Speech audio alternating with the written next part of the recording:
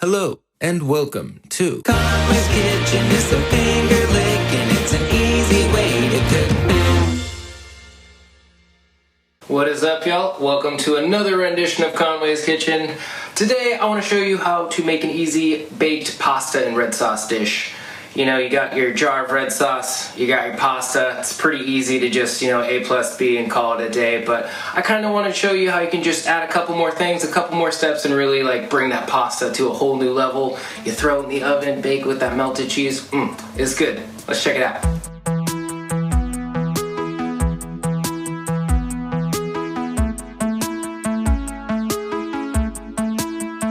Alright, y'all, everything we have here, basically everything's going in the oven, so we don't need all the food to finish at the same time, so we can just go ahead and turn on all the burners as we need. We got water in here for the pasta, so we're going to turn that on high. We got our skillet here for the saute, so we're going to turn that on medium.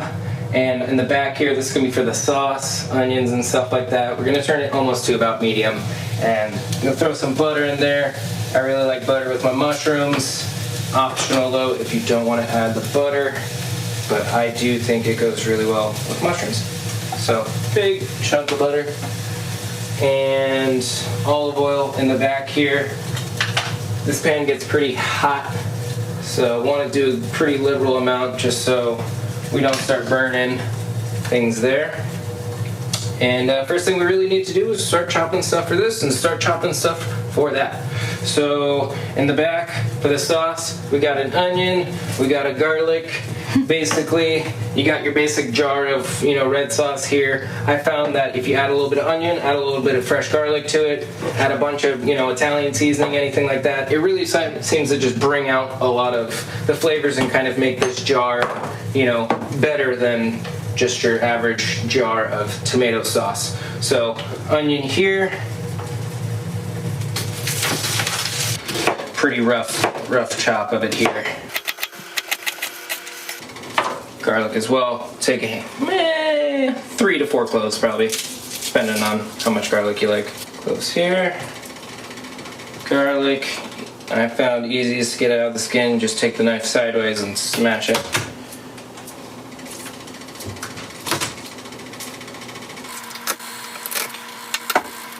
And then from there, the skin kind of comes off pretty easily. And with garlic, pretty similar vibe to the onion here. Just gonna do kind of a rough mince, just kind of get it down small. All right, and then when you're done, just make sure you keep them separate. You're gonna cook them down. Onions tend to go first and garlic afterwards. Mushrooms here, pretty hearty, pretty hefty. Good protein additive for vegetarian pasta. I'm gonna use a good amount of mushrooms, probably like 2 solid handfuls or so. I'm gonna rinse them off real good because there's a lot of dirt and a lot of the crevices and stuff, so you want to wash your mushrooms really good. Alright, they're washed real good. Basically my approach, these stems are pretty large, so I'm gonna cut the stems in half. And then the head here, I'm gonna cut it into thirds. I found cooking down mushrooms, especially with the butter, bigger chunks tends to be the way to go, at least for me, flavor-wise, texture-wise. This chunk's actually pretty big, so I'm going to cut them in half. These are some pretty beefy mushrooms here. That's what you get with the non-organic ones. You get your superfood jam-packed. Mushroom-wise, you can use whatever mushrooms you like. Asparagus here, not the prettiest of asparagus, but we'll roll with it. Got a bunch here. I'm probably going to use about 2/3 of this bunch. Again, we're going to rinse it off real well. And the first cut we want to make is to get the very bottom off. A lot of the times the asparagus have like a white part towards the bottom that's like really tough, and kind of no matter which way you cook it, it's still going to be a little fibrousy and gross. So basically just kind of cut off the butt of it all. And then with the actual asparagus, you can increase the surface area by cutting at a slant, and increasing the surface area tends to help it cook down flavor-wise, structure-wise. So basically you want to just hold your knife at an angle, keep the asparagus still, and then go from there. And I'll do another one individually, but you can group them together to kind of save yourself some time. But just hold it there, put your knife at an angle, and just kind of go from there. And then you get these nice pieces here, a lot of surface area on both sides. And that just, again, it just kind of helps things cook down a little bit better, a little bit easier, structure, flavor-wise, all that stuff. It just tends to be a little bit better if you can do this. So just a nice, easy way to cut your veggies and make them a little better.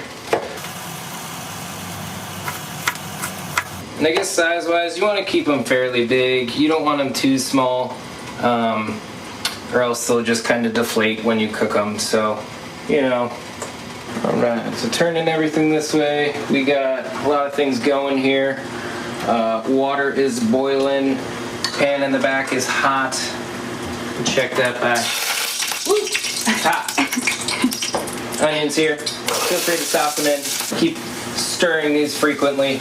Got the butter going here, so we're gonna add mushrooms and asparagus together, and those we're gonna give a good amount of salt and pepper. Salt and pepper those. Stir that around. Make sure it's nice and distributed.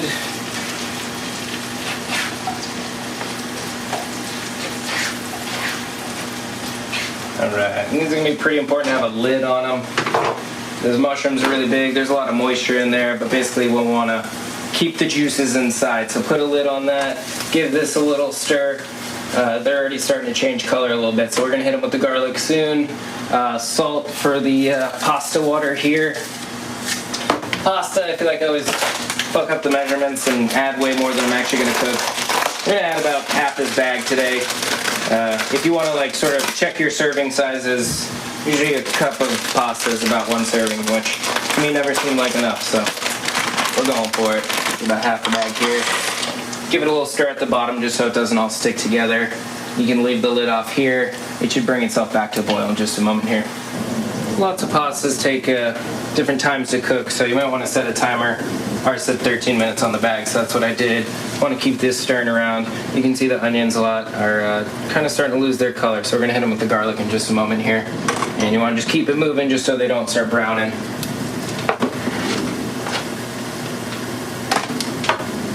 Throw those in, give them a good stir. And we're going to let this cook down.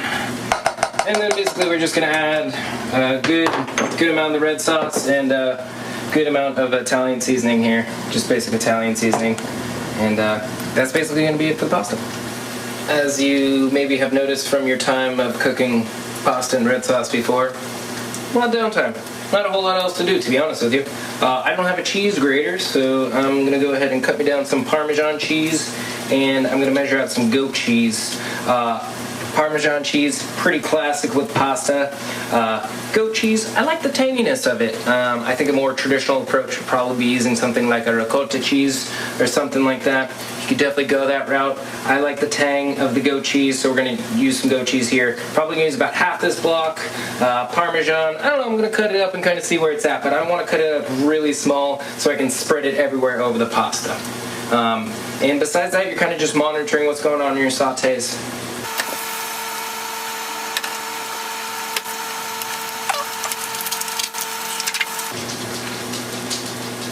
Oh yeah.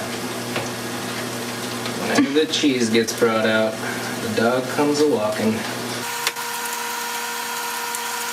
Goat cheese is kind of one of those, like, it doesn't look like a whole lot of cheese, and then once you like crumble it around, you're like, oh, that's a lot of goat cheese. So yeah, use about half that block right here.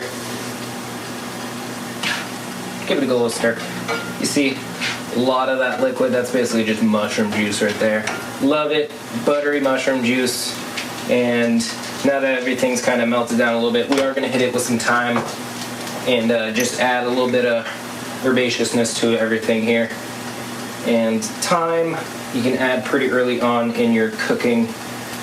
It's a pretty hearty herb, so add it early, let it cook down, let those flavors really sink into everything. Give that a good stir, and then we'll put that lid back on. But you see with the asparagus, cooking them down in liquid like this, they're able to like change their color. They're getting all different, but they have structure.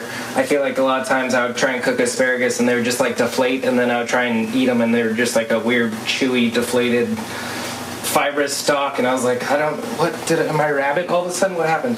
So if you cook your asparagus down in some liquid, it goes a long way. Things are starting to brown here in this pan, so basically at that time we're gonna add red sauce here. Might need to shake it up, and I'm gonna add about half, maybe a little over half of this jar. I'm also gonna add a decent amount of water, maybe a little veggie broth to it too, just kind of thin it out. I've noticed a lot of these like store-bought jars of salsa can be a little sweet and a little concentrated, so I'm gonna add some water. A good amount, probably about maybe a quarter of the amount of sauce that you added. Give that a good stir. Again, we can always kind of come back later, and when we dump it on the pasta, if it's not enough, you can always just add more from the jar. It's a pretty easy fix. But we got some onions and garlic in there, and that kind of helps liven this jar up a little bit. And the last thing we're really going to do is take this Italian seasoning and just add a bunch to it. So you can see, good amount of Italian seasoning there. Give that a good stir, let it simmer down for a little while, and basically we're just gonna top it off on top of the pasta when we're ready to bake. So just keeping an eye, make sure that gets a good stir. I was initially gonna add some vegetable broth to the this concoction here, but it seems pretty unnecessary at this point. Those mushrooms had a lot of moisture in them. You can see they're pretty deflated from where they were originally, and that buttery mushroomness seems to be a good way to cook down this asparagus. I'm actually going to try it because the asparagus are looking good and I don't want to get them overdone. So try the asparagus, especially once they start looking that kind of lime green color. They're good. They're soft. They have a tiny bit of firmness. I'm actually just going to turn all this stuff off. They are done. Pasta's almost done. Red sauce here, you can already see it's starting to pop up a little bit. Basically, from there, turn the heat down a little bit. And then we kind of just sit here with a nice simmer. We let the seasoning cook down a little bit, let the flavors blend a little bit. We can go back to chopping some cheese.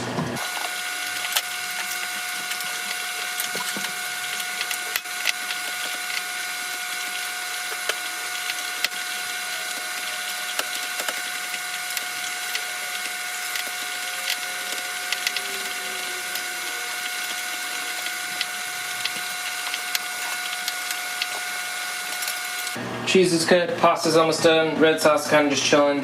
Oven can go 250, 275, something like that. Pretty low. Basically, you're just trying to melt the cheese. You don't want the pasta to dry out too much, so you don't want to put it on too high of a temperature.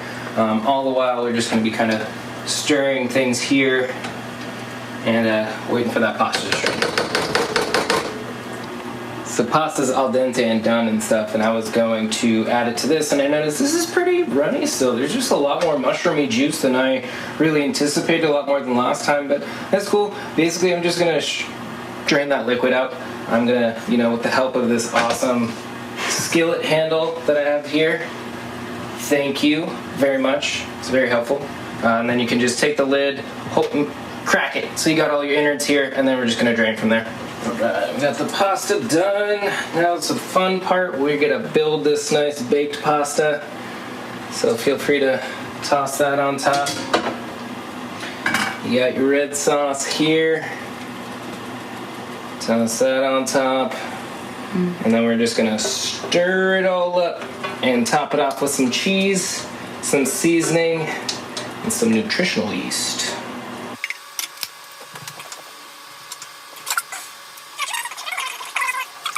Basically just trying to stir it all up just so the sauce gets dispersed and, all the mushroom and asparagus on the bottom kind of flips to the top a little bit.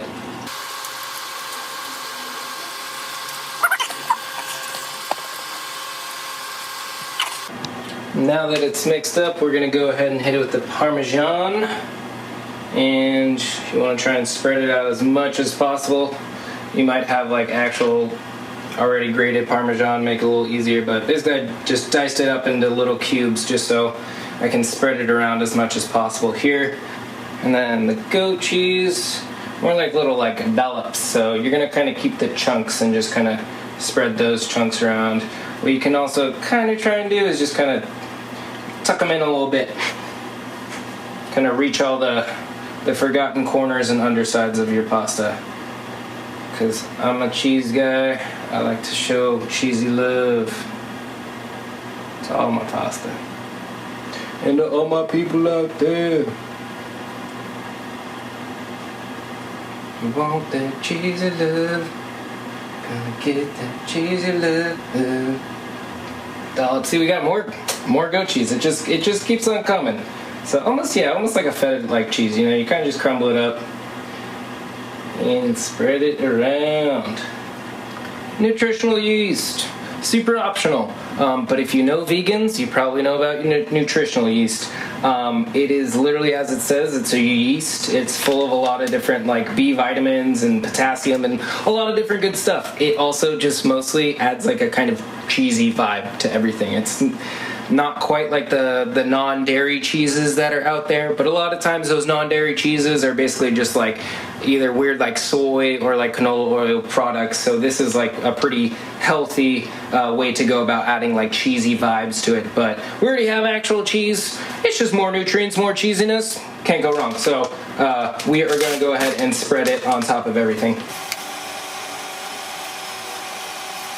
Last thing, basil leaves here, just some dried basil. Gonna add it on top. Brings out a little bit more herbaceousness with everything here. But yeah, give it a good shake. This is it. This is the product that goes in the oven.